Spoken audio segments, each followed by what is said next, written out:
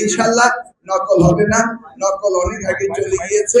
আমরা এখন শিক্ষার মান উন্নয়ন চাই। আমরা এখন শিক্ষার মান উন্নয়নের জন্য সভাগুলি করছি।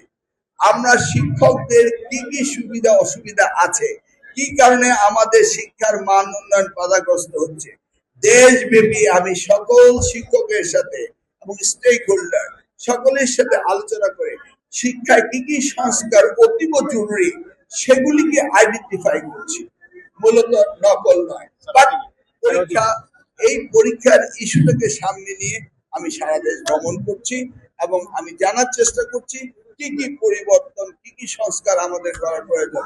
ইনশাল্লাহ নকল হবে না, নকল অনেক আগে চলে গিয়েছে।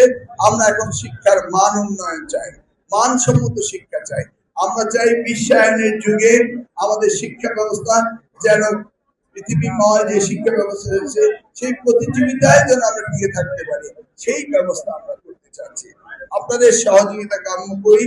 আপনারা যারা মিডিয়া রয়েছেন, আমাদের যে ত্রুটিগুলো রয়েছে সেটি যেমনি ভাবে তুলে ধরবেন, আমাদের ভালো কাজগুলি শিক্ষকরা যা করেন তার প্রশংসা করবেন।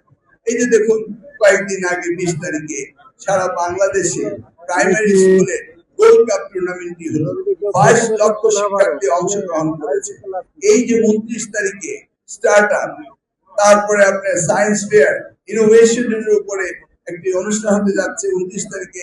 সারা বাংলাদেশ থেকে সকল শিক্ষার্থীরা প্রতিযোগিতায় চিন্ময়ী সম্মেলন কেন্দ্রে এসে যোগদান করবেন। সেখানে মাননীয় প্রধানমন্ত্রী থাকবেন এবং সেই অনুষ্ঠানেও আপনারা দেখবেন যে শিক্ষার পরিবর্তন নিয়ে আমরা কাজ করছি।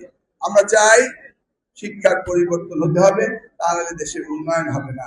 সেই জন্যই মাননীয় প্রধানমন্ত্রী শিক্ষায় সবচেয়ে বেশি বাজেটের ব্যবস্থা।